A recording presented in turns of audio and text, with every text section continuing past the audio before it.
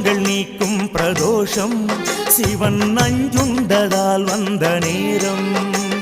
நாம் செய்த தீவினைகள் யாவும் அந்த பிறை சூடன் அருளாலே தீரும்.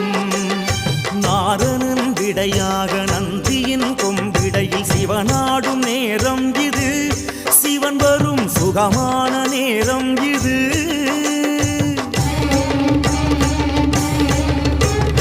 கருணாகரன் சுத்த சிவமானவன் கருணை பொழிகின்ற நேரம் இது. வரம் தருகின்ற நேரம் இது.